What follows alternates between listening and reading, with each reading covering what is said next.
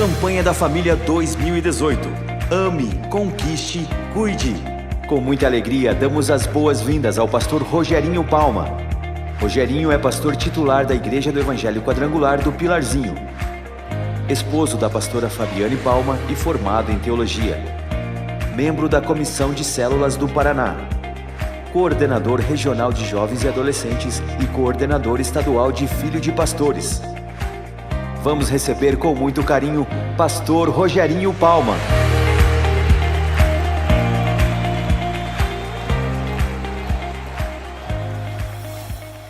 Boa noite, povo de Deus. Paz seja convosco, amém? Que alegria estarmos aqui para juntos compartilharmos do amor, da bondade, do cuidado de Deus. Já estivemos aqui no período da tarde. Eu tenho certeza que esta graça, esta unção que já está sendo derramada vai continuar no seu coração. Você crê assim, amém? Louva a Deus pela vida do pastor Eduardo. Hoje somos membros aqui da região, né? Com a quadrangular ali do Pilarzinho. Hoje, a partir de janeiro, fazemos parte da região, mas essa igreja faz parte da minha vida, da minha história. Pastor Silas, muito obrigado pela alegria de estar aqui com vocês hoje. Pastora Carmen, todo o ministério dessa igreja. Pastor Josmar, ainda quando ele tinha cabelo, nós já trabalhávamos juntos, né? Como coordenador estadual de jovens. E eu era magro, eu já vou falar antes de você. Eu não tinha barriga, eu era tipo, né, magrinho. Agora eu fiquei tipo Xavier antigamente, mas tudo bem. Bom, eu já vi que você está feliz, está dando risada, já deu para quebrar um pouquinho o gelo, né? Curva a sua cabeça, queridos. Pai, nós te louvamos, Deus, por tudo que o Senhor é na nossa vida. Pela tua bondade, pelo teu amor, pelo teu cuidado, pela tua misericórdia.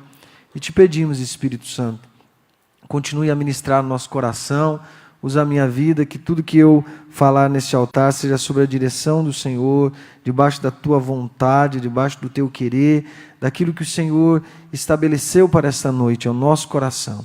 Eu te agradeço. E todos digam graças a Deus. Como você viu no vídeo, hoje estamos pastoreando a quadrangular do Pilarzinho. Este ano fez 9 anos que estamos ali como pastores titulares, eu e minha esposa. Hoje ela não pôde estar aqui, deu um conflito de agenda.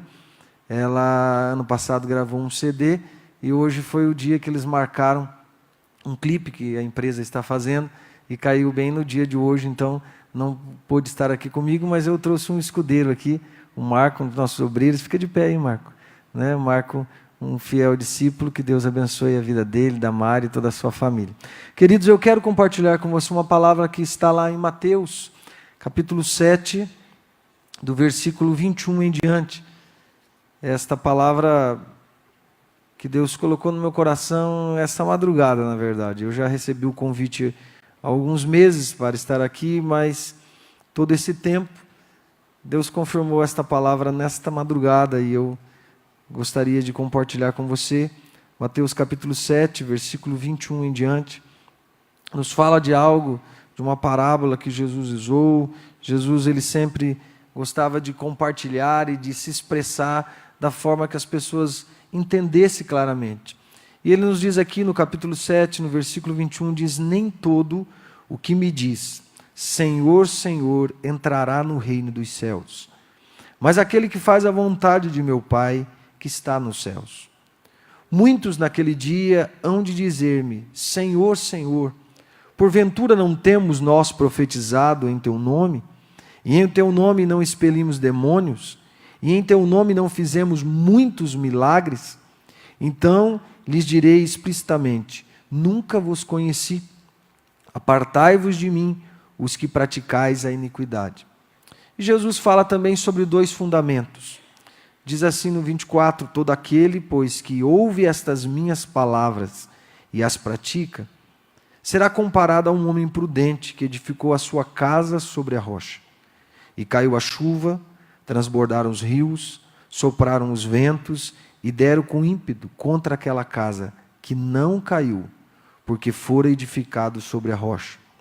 E todo aquele que ouve estas minhas palavras e não as pratica, será comparado a um homem insensato, que edificou a sua casa sobre a areia. E caiu a chuva, transbordaram os rios, sopraram os ventos e deram com ímpeto contra aquela casa, e ela desabou, sendo grande a sua ruína. Diga amém. Esse tema, ame, conquiste, cuide. Nós vemos isto desde os primeiros capítulos da palavra de Deus, desde a formação do mundo. Nós percebemos que quando Deus criou o mundo, Ele teve o cuidado de deixar o homem para ser criado no sexto dia. Quem é pai ou mãe aqui? Você que é pai e mãe. Querido, eu tenho 2 filhos, a Giovana de 12 anos, vai fazer 13 agora o mês que vem, e o Lorenzo de 6 anos. E eu me lembro o dia que eu peguei o resultado e eu descobri antes que a minha esposa estava grávida, antes dela, porque nós estávamos no culto, né? Eu fui pastor ainda solteiro, né? Desde os meus 18 anos, minha mãe me emancipou quando eu tinha 18 anos para que eu pudesse fazer, né, o ITQ. E só fazia ITQ naquela época com 21 anos. Né? Eu já estou falando naquela época, irmãos, porque eu já sou da década de 70, né? Não parece, né? Mas eu já estou com 4.3, estou chegando lá, né? Mas carinha de 4.2. Mas eu me lembro quando, lá atrás, com 18 anos, e eu sempre sonhei, desde os meus primeiros projetos de vida, minhas campanhas, eu já colocava, eu quero casar com uma mulher de Deus, eu quero casar com alguém que realmente tenha o mesmo amor, a mesma fé.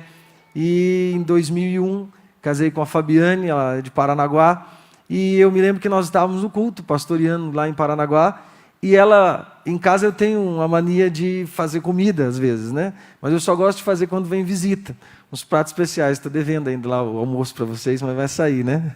Mas, e em Paranaguá muito peixe, muito camarão, aquela coisa toda. E eu fiz, na hora do almoço, um prato lá, que na verdade eu criei aquele prato, né?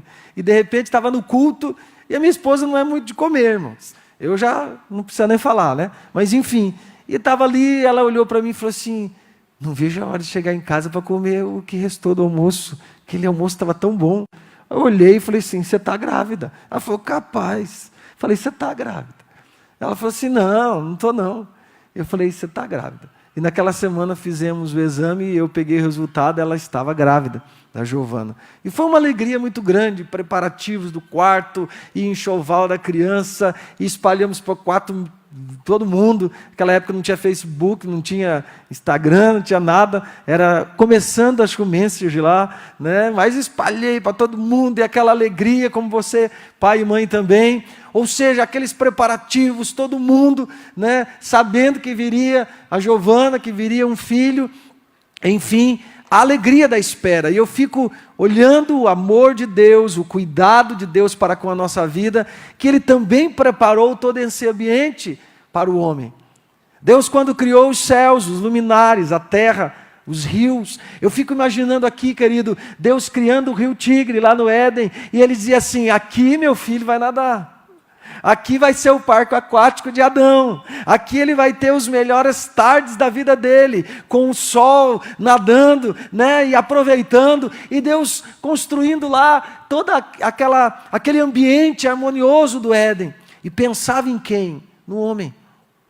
Preparando a provisão, o alimento, preparando tudo aquilo que o homem necessitaria para que ele pudesse viver em paz, viver num ambiente agradável. E Deus preparou cada detalhe, querido. Então nós vemos o amor de Deus, o cuidado de Deus para com o homem, para conosco, através da vida de Adão. Nós percebemos cada detalhe. Deus se preocupou para suprir a necessidade do homem. E ainda mais, o mais importante, a Bíblia diz que todos os dias, no final da tarde, Deus vinha se relacionar com este homem. Deus vinha ter um tete-a-tete. Deus vinha falar com ele. Deus vinha compartilhar com ele. E eu fiquei pensando, o que será que Deus falava, né? Adão não tinha conta para pagar. Adão não tinha preocupação. Aí Deus olhou e falou assim, está muito calma a vida desse Adão. Foi lá, fez a mulher. Mas enfim, brincadeira. Não vou fazer isso. Que maldade, né? Vou apanhar aqui. Minha mulher não está aqui, mas enfim, está sendo gravado. O que eu quero dizer para você, apaga essa parte. O que eu quero dizer para você, o que será que Deus compartilhava com Adão? Sabe que Deus compartilhava era só a alegria de Deus estar com Adão todos os dias. Aproveitar esse relacionamento, esse momento que ele tinha com Adão, o momento que ele tinha com Eva, de compartilhar, dizer, está tudo bem, vocês estão precisando de alguma coisa. Eu fico imaginando Deus falando para eles, vocês estão precisando de alguma coisa? Não existia melhor lugar, pastor Josmar. A presença de Deus, você já parou para pensar no seu lar todos os dias, você espera e diz assim, está dando 6 horas, ele vai chegar, e ele chegou. Como essa presença gloriosa que nós sentimos aqui neste lugar, é a presença do Pai aqui através do Espírito Santo. Esta presença de Deus que havia no Éden. Quem está me entendendo aqui, diga amém. Esta graça, a maravilhosa graça de Deus, a presença do Pai. E estava tudo perfeito, querido. Tudo perfeito. Mas um dia, o caos ocorreu. Veio a tempestade. Um dia veio o pecado.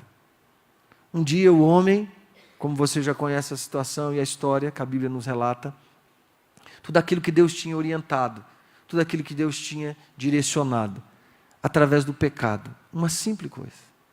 Aparentemente tão simples, comer do fruto de uma árvore. Sabe, querido, nós não tropeçamos em montanhas.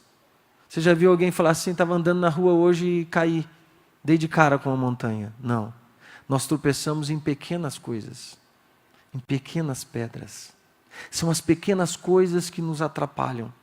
São as pequenas coisas que nos faz cair. E algo tão simples, aparentemente, que gerou uma consequência horrível. A maior consequência na vida de Adão e Eva não foi eles saírem do paraíso.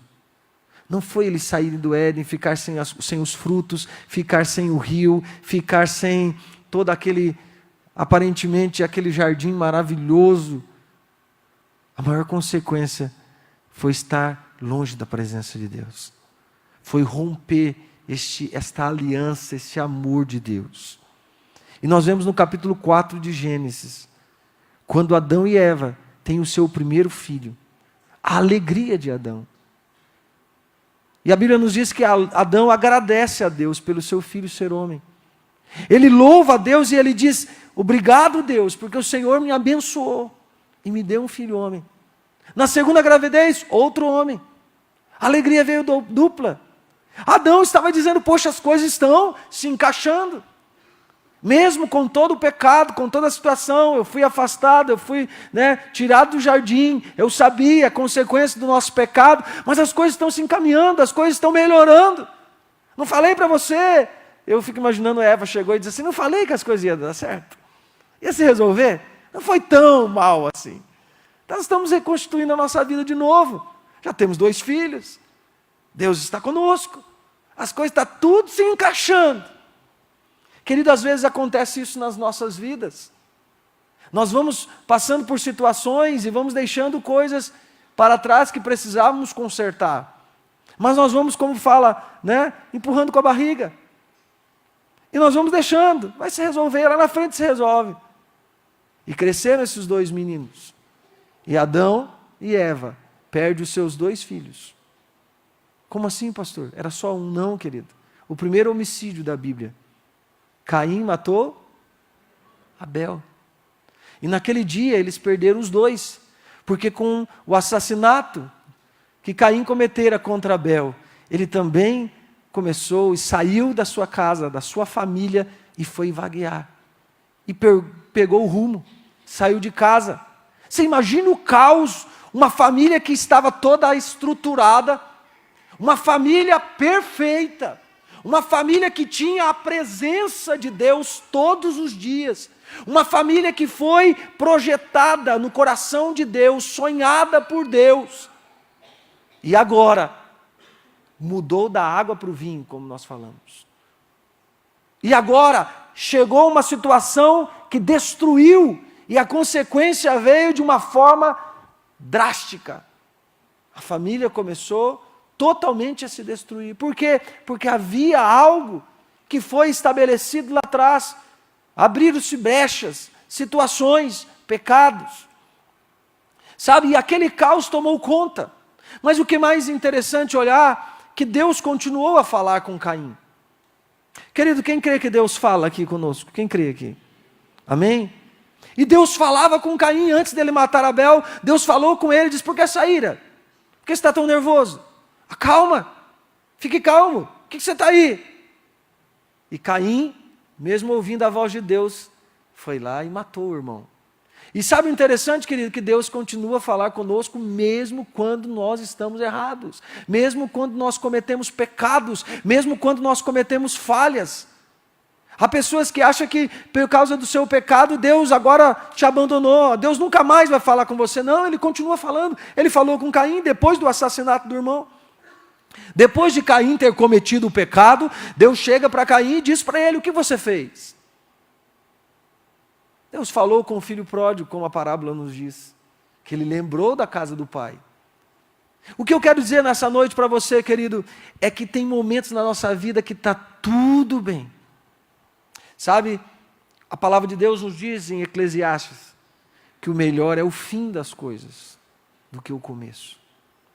Quantos casamentos eu mesmo já realizei, pastores já, e nós já participamos, casamentos que são lindíssimos.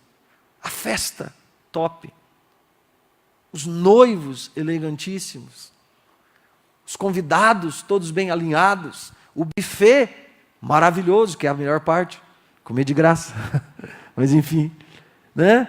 A lua de mel, o sonho da viagem, vou para Cancún, vou para as Ilhas Gregas, vou não sei para onde. Aquele sonho maravilhoso, aquele investimento, os projetos, meu amor, daqui, minha querida de lá. E passa os anos, e começou tão bem, mas às vezes terminou tão mal. Segundo o IBGE, no ano de 2017 agora, pesquisa do Instituto Brasileiro, do IBGE, 160% aumentou o número de divórcio no Brasil. 160% o aumento de divórcio.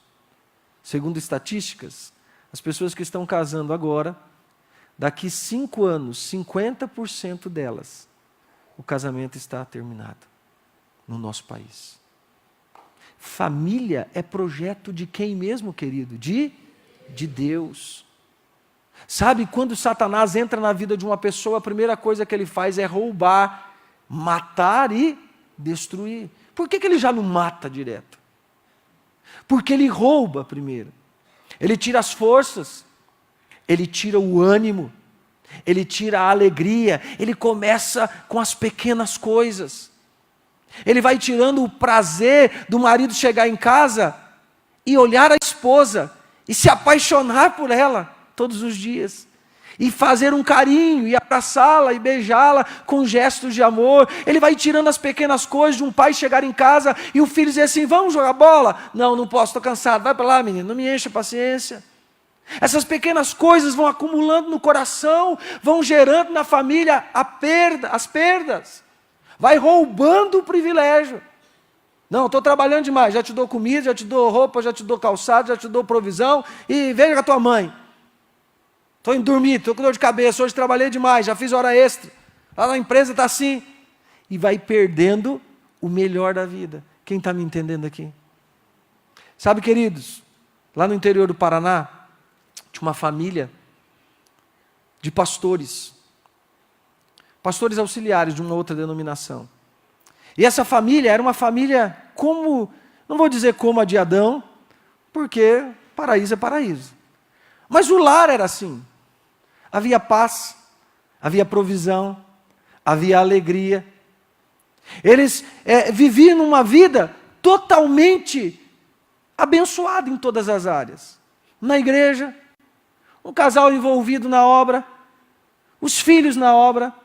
Toda a igreja tinha aquele casal, uma igreja ainda pequena, uns 200 membros, mas a igreja tinha naquele casal uma referência. Não eram os pastores titulares, mas eram os pastores auxiliares.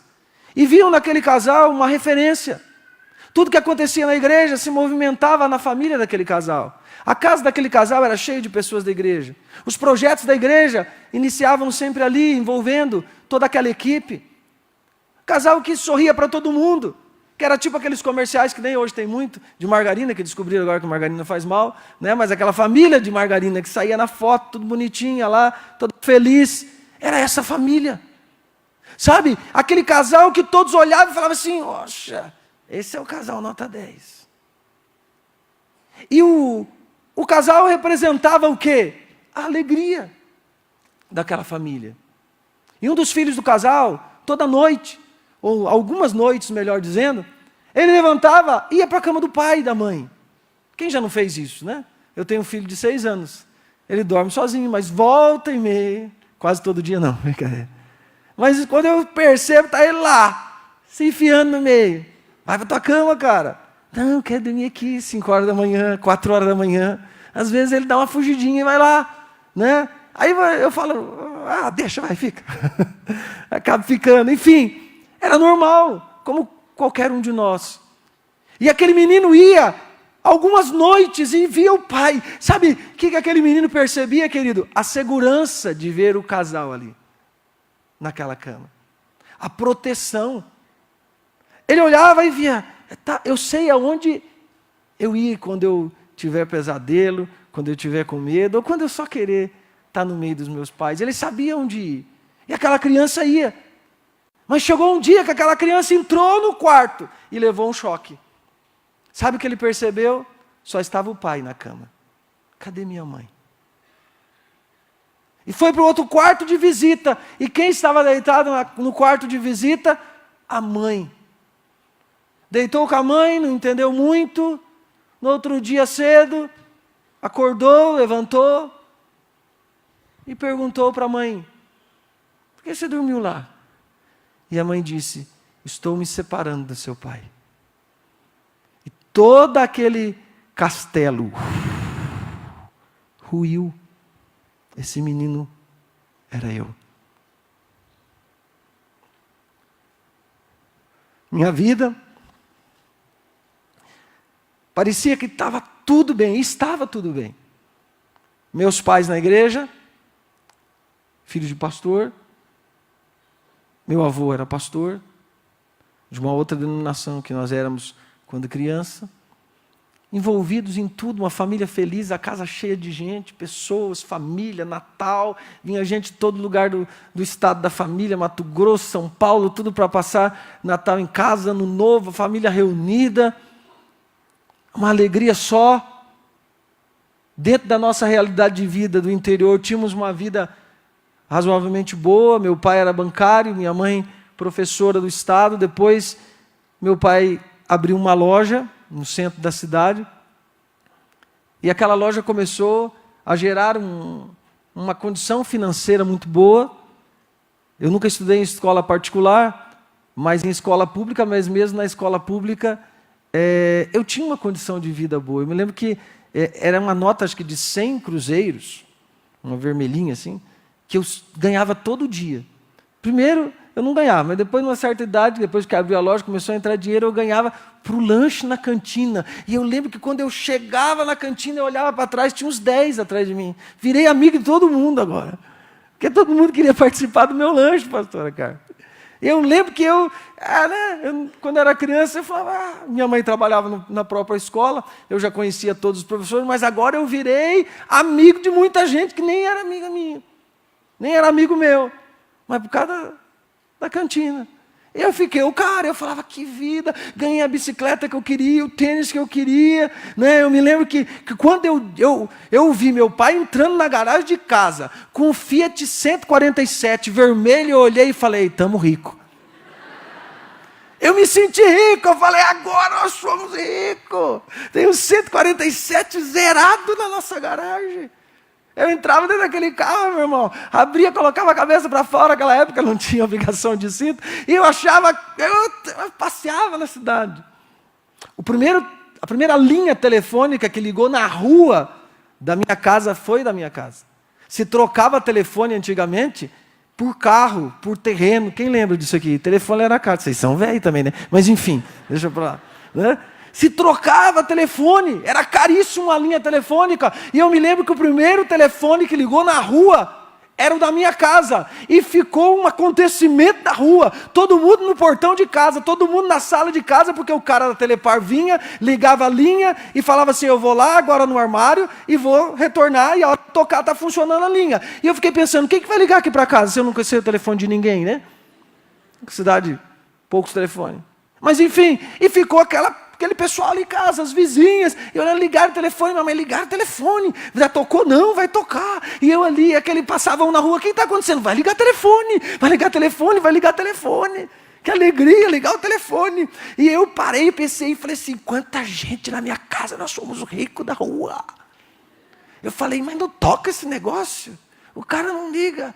Aí nós tínhamos um despertador, irmãos, que fazia assim, tinha um pino em cima assim, me veio uma ideia, falei, vou dar corda, vou tocar aqui, todo mundo vai achar que é o telefone. E fui eu fazer. Minha mãe sentada lá fora na área, com as mulheres conversando. Irmão, quando eu dei o primeiro toque no despertador, eu falei, prrr, minha mãe jogou aquela cadeira, que deu um salto para atender aquele telefone, e as vizinhas todas atrás, e quando ela entrou na sala, eu, pegadinha. Enfim, era uma alegria, era um momento ali, né, marcante, alegre, feliz, uma vida feliz. Mas um dia, eu descobri o caos. Eu descobri que a minha família ruiu. Estávamos na igreja. Eu vi o testemunho do pastor Jonathan com a pastora Jane, o James, né? Falando sobre a vida do pastor João Alves, quando Jesus entrou na vida deles, na família deles, tudo mudou. A história mudou, orações que eles faziam, aceitaram Jesus, acho que umas 50, 70 vezes, que não tinham conhecimento, e cada vez que o pastor Eduardo fazia o apelo, eles vinham, e Jesus mudou a história deles. Irmãos, a minha vida já tinha Jesus, a minha família tinha Jesus, mas mudou ao contrário, quando perdemos Jesus. As coisas foram diferentes. Sabe, eu me lembro quando criança, antes da situação da separação, eu colocava almofadas na sala e eu ficava pregando. Quando os meus primos não estavam em casa, eles eram a cobaia. Falava, senta aí, que agora vocês vão participar do culto. Eu pregava para eles. Eu queria ser pastor. E quando não tinha ninguém, eu colocava a almofada. Aí eu ficava pregando para as almofadas. Aí chegou um dia que eu falei assim, com 7 anos, eu falei assim, eu não vou ser pastor. Sabe por que eu não vou ser pastor? Porque o que eu vou pregar? Teve uma época, irmãos, que há anos atrás, chegava um e falava assim, eu era assassino, matei não sei quanto, Jesus mudou minha vida. Não que Jesus não possa mudar, mas as pregações eram mais nesse sentido. Aí chegava outro e falava assim, olha, eu era isso, era aquilo, eu era traficante, eu não sei o quê, eu roubava, eu bebia, eu caía, como a história de todo mundo. Muita gente, isso eu não estou aqui fazendo nenhuma apologia que isso não tem valor. Mas eu ouvi aquilo e eu falava assim, e eu vou falar o quê? Eu nunca, 7 anos, irmão, também, olha a minha cabeça, né? Falei, nunca matei. Eu também não vou matar, porque estou na igreja. Eu nunca roubei. O que eu vou fazer? Já sei, vou me desviar. Porque daí eu me desvio, eu vou ter assunto para falar. Eu volto lá com uns 15 anos, aí eu vou aprontar todas, aí eu tenho que falar. E isso entrava na minha cabeça e volta e meia eu falava assim, não, mas eu não posso fazer isso. Vou me desviar hoje. Chegava na escola e falava assim, vou desviar, vou matar uma formiga hoje. Porque eu fico olhando para o pastor Silas e a pastora Carmen, eu fico falando, Senhor, me dá essa graça. Porque eu acho que a pastora Carmen, o pastor Silas, quando eles pisam, ele olha e fala assim, Silas, tem uma formiga, pisa aqui. Aí ele fala, tem outra ali, Carmen, pisa para lá. Brincadeira à parte, mas a graça de Deus na vida de vocês é tanto que eu olho e eu falo, Senhor, me dá essa graça, essa paz, esse amor. Não é verdade, irmão? Vamos falar a verdade. Não é verdade? A gente olha para eles, só de estar com eles, né? E eu ficava assim, enfim. Sabe o que aconteceu? Nesse dia, ou nesse período da separação, meu pai vendeu tudo, perdemos tudo, tudo. Porque Satanás já tinha roubado tudo da minha casa. Eu que não tinha percebido, eu era uma criança.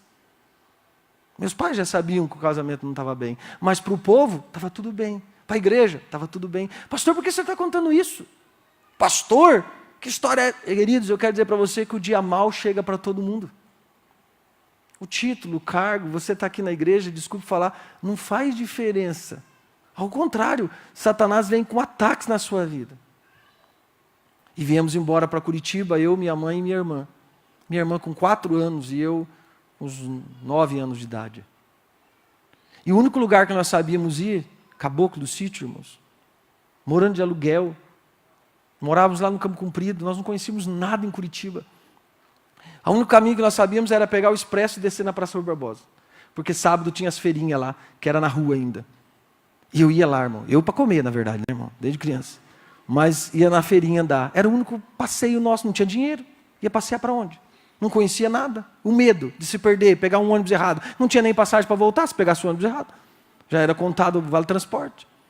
Um caos. Eu falava, mas que vida é essa? Eu tinha tudo, agora não tenho nada. Eu abri a geladeira na minha casa, né? Tinha refrigerante. Eu até falei hoje à tarde, tinha sodinha. Talvez nem, não sei se vocês conhecem sodinha. Sabe o que é sodinha? E eu gostava de furar um prego no meio, sem arrancar a tampinha e chupar. Engradados.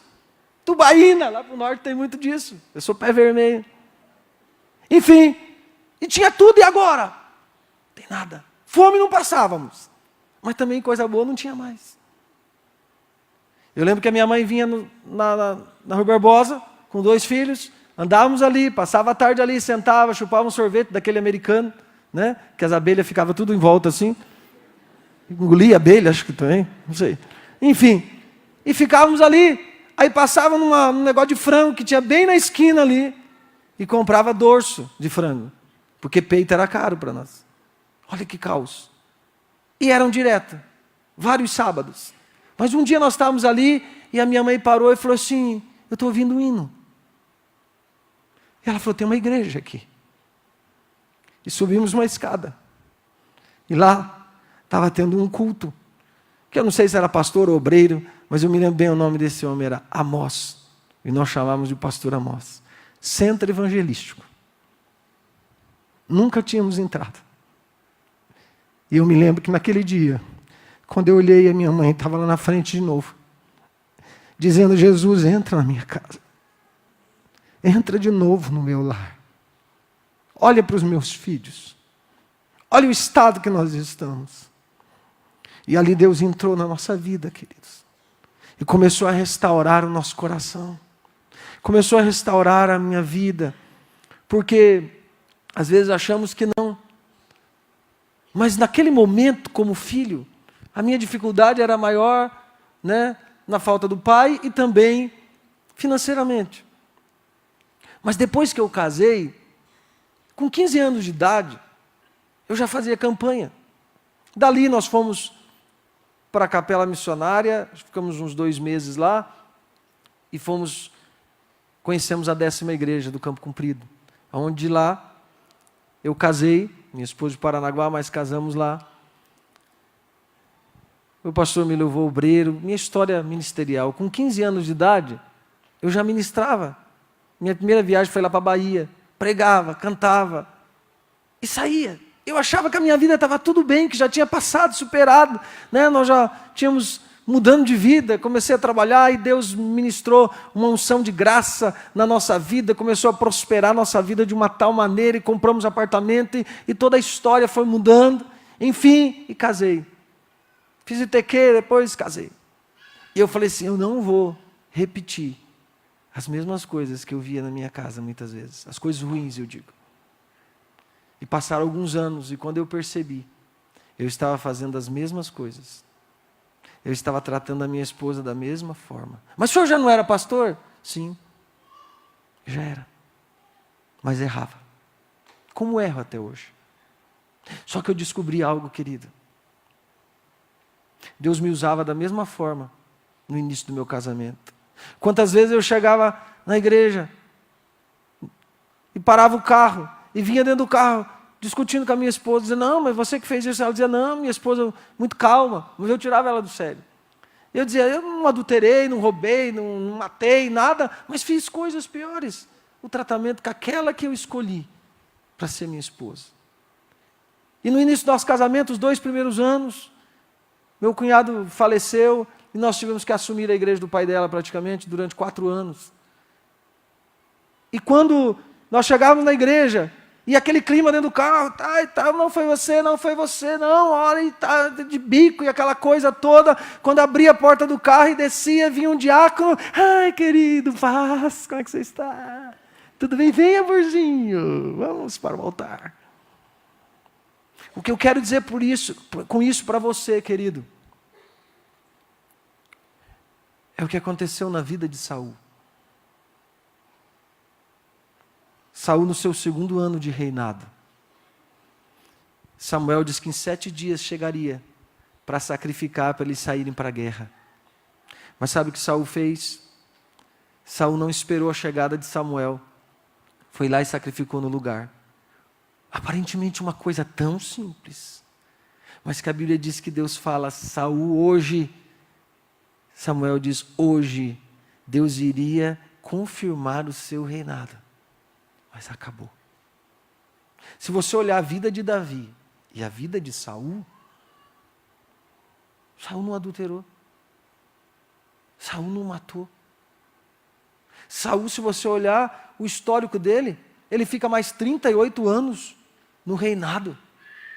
Ele fica como rei de Israel mais 38 anos, mas se você passar o filme aqui da história de Davi, da história de Saul, nós ficamos com Saul, humanamente falando.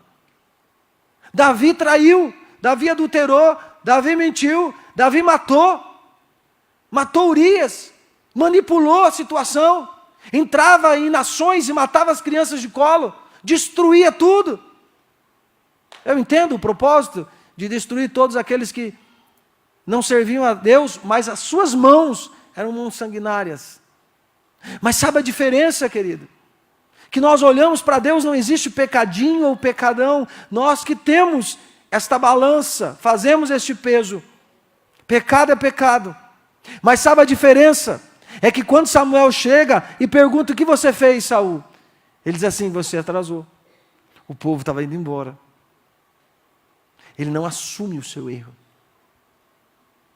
Mas quando Natã chega para Davi e diz assim, Davi, tem um criador de ovelhas que tinha muitas ovelhas, como você conhece a história. E tinha outro que só tinha uma. E aquele cara vem fazer uma festa e mata justo a ovelha daquele que só tinha uma. Davi se levanta do seu trono e diz assim, quem é esse cara? Ele morre hoje. E Natã diz, esse cara é você, que matou Urias para ficar com a esposa dele. Sabe o que Davi faz? Rasga as suas roupas, rasga as suas vestes e diz, Senhor, eu me arrependo, olha para mim. Ele se humilha, ele admite o seu erro e o seu pecado, coisa que Saul não fez. Desde os primórdios, desde Adão, quando chega e Deus fala, Adão, por que você pecou, Adão? O que Adão fala? A mulher que tu me deste. Em outras palavras, Adão estava dizendo, a culpa é sua, Deus. Foi você que me deu ela. O errado é o Senhor. Foi o Senhor que colocou ela aqui. Foi ela que pecou. E você, Eva? Foi a serpente. Nós queremos sempre transferir os nossos erros. Sabe, queridos? E essa história, talvez a tua história pode ser muito mais grave, muito pior que a minha. Mas causou traumas na minha vida. Traumas que eu fui entender só na idade como pai ou como marido. Traumas que haviam acontecido lá atrás na minha família. Eu estava na igreja, eu estava dentro da igreja. Eu era pastor. Eu nasci num lar cristão. E agora? Como eu estava vivendo?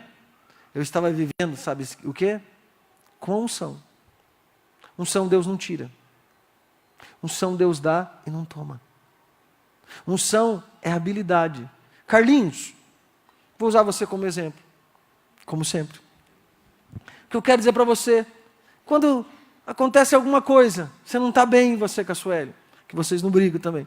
Mas enfim, vocês estão lá, não estão legal. Falou alguma coisa que desagradou, daí você sobe aqui no altar. E está na hora de você iniciar o louvor. E você vai cantar a canção que você ensaiou, que você sabe. A hora que você vai dar o ré, você fala assim, não sei mais tocar, porque eu briguei com a sua hoje. Acontece isso? Não. Por quê? Porque ele tem habilidade para isso. Ele sabe fazer isso. Por mais que naquele momento, emocionalmente, A vida dele não esteja bem, mas ele tem habilidade, ele tem experiência. Assim é a unção para nos capacitar, para nos habilitar. Nós estamos aqui no altar e estamos ministrando, seja onde você exercer o seu ministério, as coisas aparentemente parecem estar tudo bem. Mas existe algo, querido, que é a unção. Às vezes olhamos e falamos assim, mas a vida dele estava tão boa, e aconteceu aquilo. Ele vinha todo o culto do altar, ele vinha toda a campanha, aquele irmão estava firme na igreja, cantava, levantava a mão, adorava a Deus, mas quando chegava em casa, ou nas suas atitudes diárias, não tinha a presença de Deus. Era isso que tinha na minha casa. Tinha cara de que tinha a presença de Deus, tinha aparência que Deus estava naquele lar, mas não estava. Sabe, um dia, Moisés tira o povo do Egito, e Moisés leva o povo para o deserto, mas o destino era a terra de Canaã. E no deserto Deus aparece a Moisés. E quando Deus viu que aquela nação, que aquele povo era duro de coração, que ele tinha uma promessa feita lá atrás a Abraão, e ele não ia quebrar a sua promessa na vida de Abraão, ele diz para Moisés no capítulo 33 de Êxodo, ele diz, Moisés, escute bem, eu vou enviar anjos para ir com vocês, eu vou derrubar os cananeus, eu vou derrubar os heteus, eu vou derrubar os ferezeus, eu vou derrubar todo mundo, todos os teus inimigos que estão diante de você, todos que se colocarem diante de vocês, vocês vão vencer contra eles, porque eu vou enviar os meus anjos para dar vitória para vocês. Quem se levantar, cananeus, filisteus, heteus, atleticanos, quem vir? Ó, começou, brincadeira. Quem vir vai cair. Vai para a segunda, tipo meu time. Mas enfim, queridos, Deus disse, eu vou enviar anjos com vocês, e vocês vão sair vitoriosos. Aí Moisés fala para Deus, Senhor, o Senhor está falando que vai me dar vitória, que nós vamos ser vitoriosos, mas o Senhor não vai conosco. Se o Senhor não for, não vou. Sabe o que eu aprendo com isso? Eu olhava para a minha vida, tinha um Fiat 147, zero. Tinha uma família que estava na igreja. Tinha um lar que não faltava sodinha. Tinha uma casa que não faltava dinheiro para o meu lanche. Aparentemente dentro do meu mundo tinha aquilo que eu usufruía. Tinha paz que eu via no altar. Mas não tinha a presença de Deus no meu lar. Sabe, queridos, o texto que lemos de Mateus 7, nos fala que virão os ventos, que aquele que conhece a palavra, mas não pratica, é como este homem que construiu a sua casa sobre a areia. E os que ouvem e praticam, é como esse construiu a sua casa sobre a rocha. Sabe qual desses dois era o meu lar? Construído sobre a rocha.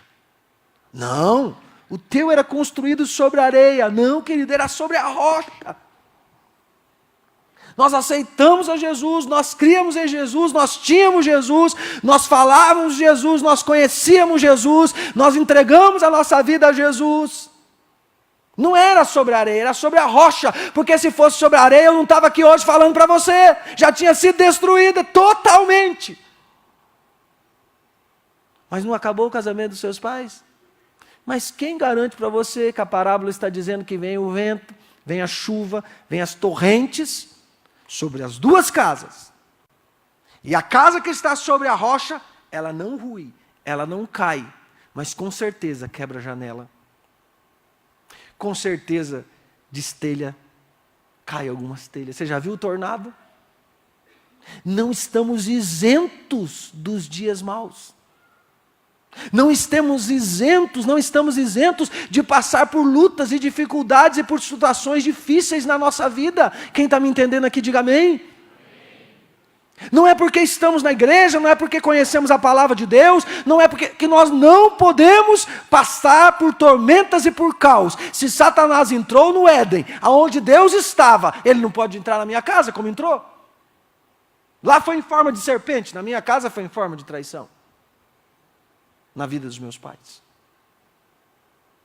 Na sua casa, talvez possa ter entrado numa situação diferente. Eu já vi pessoas que a vida destruiu porque perdeu o emprego. E a partir daquele momento, não conseguiu mais se reerguer a condição de vida, começou as discussões, começou as brigas, começou as intrigas, as famílias começaram a se separar. Por quê? Falta de estabilidade emocional. Um dia, chegava em casa, e eu via isso. O meu pai chegava e abraçava minha mãe e dizia, eu te amo. No outro dia eu via ele gritando com ela. Um dia eu chegava em casa, ela estava tudo bem. Outro dia, era guerra. Essa instabilidade emocional na vida das pessoas vai desgastando o casamento. Os filhos vão ouvindo, começa um a falar mais alto que o outro, já não tem mais paciência um de falar com o outro. O tom de voz em casa é só no tom de alta frequência. Não posso perder o gancho. É só lá para as coisas ruins, tem coisas boas. Acho que não foi boa a piada. Mas enfim, já não tem mais a paciência, já não tem mais o amor, já não tem mais o carinho, já não tem mais o cuidado, já não tem mais café na cama. Lá em casa, irmão, de uns anos para cá, todo aniversário, seja do pequeno, da Giovana, da minha esposa ou o meu, pode o aniversariante acordar primeiro. O último agora que fez aniversário foi o Lorenzo. Ele acorda um pouquinho mais tarde, todo mundo lá. Mas ele acordou, foi lá na cozinha e falou assim, meu café, tá? Deitou e fingiu que estava dormindo. Porque ele quer o café na cama. É lei lá em casa. Esses dias teve um lava-roupa lá em casa. Lava-roupa que eu digo, e lá em casa, sempre eu chego e falo assim, filhos, o que o pai tem feito de errado? Agora, irmãos, não vou falar que isso faz anos na minha vida, né? De um dia para cá. Mas enfim, de um tempo para cá, o que o pai fez? Porque eu que sou mais falo em casa, que mais erro, que mais... Aí eu falei para ele, falei para minha esposa, o que foi? Ela falou, não, amor, tudo bem. Dá o cartão, está resolvido. Brincadeira. Tudo bem. A irmã gostou, está querendo um cartão ali, irmão. Enfim, está tudo bem. Irmão. É porque nós já tínhamos se acertado algumas coisas também. Mas eu disse, o pai quer pedir desculpa por isso, pedir desculpa por aquilo. Aí minha filha falou, pai, sabe o que está acontecendo com você? Você fala e não cumpre. Eu falei, o quê? Aquilo veio assim, pum! Eu falei, o que o pai não está cumprindo, filha? Ela falou assim, você não falou que terça-feira à noite é o nosso dia? Que segunda da igreja, quarta tem célula, quinta é isso, mas você ia tirar a terça à noite, ia tirar o sábado, né, também para a gente sair de vez em quando à tarde, esse tipo de coisa, mas o opcional em casa, o definitivo é à noite, terça-feira, que nosso treinamento na segunda, na igreja. Aí eu falei assim, sim. Ela falou, pois é, já faz 3 terça-feira, que quando eu falo para você, você fala assim, hoje eu vou atender não sei quem, hoje eu vou pregar lá na igreja da tua avó, hoje eu vou não sei aonde. Ela falou assim, e eu fico onde? Aí eu engoli, e slap. Falei, verdade, o pai tem errado. Aí o pequenininho de 6 anos, falei, isso aqui não vai ter nada, né? Pastor, 6 anos. Aí eu falei assim, e você, Lorenzo, o que o pai faz? Sabe o que é, pai? Você vive me chamando de chato. Aí eu achei que era brincadeira, irmão. Eu falei assim, mas você de vez em quando é chato. Irmão, meia hora chorando. Você fala que eu sou chato e aquilo. Acabou a vida do piá. Falei, não, filho, vem aqui, o pai está brincando. Né? Aí quando foi esses dias, eu falei, viu, Lorenzo? Você para com isso, rapaz, não sei o quê, e conversando, e pai. Falei, você está chamando sua irmã de chata? Ele olhou e falou, aprendi com você. Eu falei, Cristo amado, fala, Jesus. É aqui que eu tenho que ser tratado. Mas o que eu quero dizer para você, querido, nessa noite, a mesma situação que aconteceu com Adão, lá no Éden, no paraíso, no lugar mais perfeito que havia, aconteceu na minha casa, na minha família. Eu sempre falo e nós sempre ouvimos, andamos com uma plaquinha, estamos em obras. A minha família não é perfeita. Serginho conheceu lá atrás, quando chegamos, né? Ali já estava melhorado. minha família não é perfeita, eu não sou perfeito. Andamos com a plaquinha, estamos em obras. Mas esquecemos a outra fase, assim, ó. Desculpe o transtorno. Não é verdade? Desculpe o transtorno. Quando eu ouvi isso, eu falei... Eu não me lembro se foi você que falou isso, Silas. Foi você? Não? Eu ouvi isso um tempo atrás. Desculpe o transtorno. E é verdade, irmãos, às vezes a gente fala, estamos em obras, mas estamos incomodando a vida de muita gente. Aí a gente usa e fala, estou em obras. Ei, ameniza o transtorno. Chega em casa hoje, faça aquilo que faz tempo que você não faz, querido. Não é isso que você está pensando, não. É chegar e abraçar a tua esposa, né? E trazer a paz no seu lar, na tua casa. Já tem irmão que veio com sorriso aqui, já. Paga isso, irmão. Já levou mal. Mas enfim, quanto tempo faz que você não pega os seus filhos e vai jogar bola no Parque Tanguá, no Barigui? Ah, não tenho dinheiro para fazer programa com o filho, não precisa de dinheiro, uma pipoquinha vai bem. Um filme assistir com a tua família, mas você tem tempo para tudo. Traga a estabilidade para o teu lar. Fique de pé, por favor. E sabe como nós trazemos a bênção de Deus para a nossa casa? Convidando Jesus. Ah, mas Jesus já entrou na minha vida. Mas convidando Jesus naquelas horas mais difíceis para Ele controlar você. O fruto do Espírito, meu irmão. O grande problema é que nós muitas vezes aceitamos a Jesus, mas não nos convertemos. Você está falando com uma pessoa aqui que nasceu num lar cristão, que viveu um tempo e achava que estava tudo bem. Desmoronou a minha casa. Mas nós estávamos firmados na rocha. Jesus restaurou nossa vida. Hoje, nós somos pastores da Igreja do Evangelho Quadrangular de 5 igrejas.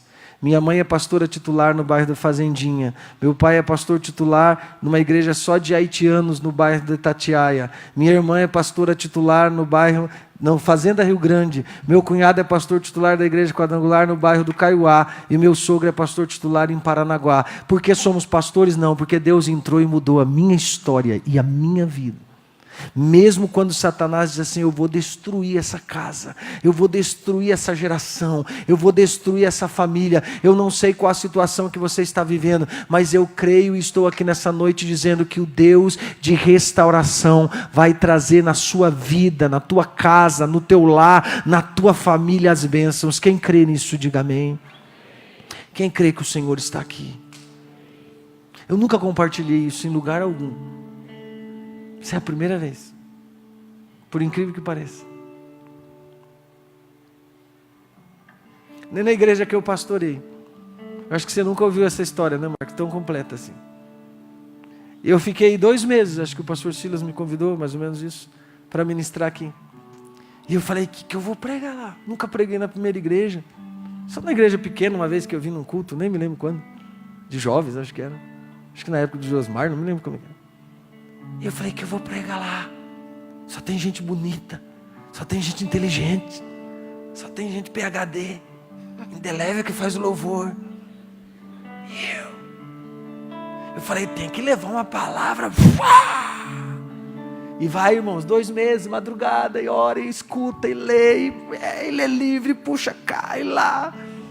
Você fica atento e fala assim, o que será que eu estou ouvindo agora? Que ele está falando, será que é essa? Será que é aquela? E vai nos teus esboços, e vai no iPad, e vai no iPhone, e vai não sei aonde, e vai nos cadernos antigos, e nada, e não vem aquela palavra direcionada. Quando foi ontem, 6 horas da tarde, eu estava chegando em casa, e eu dizendo, Deus, eu vou estar falando o que lá? Vou ficar lendo a Bíblia. Sabe, irmão, acontece, pastor, mas o senhor não é pastor? Sou há 22 anos. Eu podia pegar um esboço lá, uma palavra e trazer aqui. Mas não é assim que funciona. Eu queria saber o que Deus tinha para nós. E 6 horas da tarde, cheguei na garagem da minha casa, liguei o carro e curvei a cabeça e falei, Deus, Senhor, é amanhã. Entrei para dentro de casa, meus filhos estavam lá e o meu filho, pai, alguém da escola, isso aqui, vamos assistir, não sei o que, pá. Falei, tá bom, filho. Fiquei ali com o tempo com ele, fiz o papel de um pai, tomei um banho e fui para um quarto que eu tenho em casa lá, especial. E quando eu entrei nesse quarto, Deus falou claramente ao meu coração assim: seja você. Seja você. Eu quero te usar do jeito que você é. Compartilhe aquilo que você viveu. As tuas experiências. Eu disse, mas bem na primeira igreja, o primeiro dia que eu vou pregar, vou falar só de coisa ruim. Nunca contei para ninguém. E Deus falou, seja você. Porque eu quero trazer cura nessa noite. Eu quero trazer cura aos corações. Eu saí daquele quarto 3h22 da manhã. E sabe o que Deus trouxe ao meu coração? Não foi foi só a presença dele. Eu lembrei de coisas da minha infância que eu achei, irmãos, por incrível que pareça, ontem à noite teve coisinhas que Deus me lembrou e eu ainda fui curado ontem. Ontem ministrou ao meu coração, eu disse, Deus, eu perdoo, Senhor. Eu perdoo aquela situação que veio lá de anos, que eu falei, mas por que eu estou lembrando disso? Era Deus sarando, assim como Deus está sarando vidas aqui nessa noite. Amém, queridos? Vamos orar, posso orar, pastor?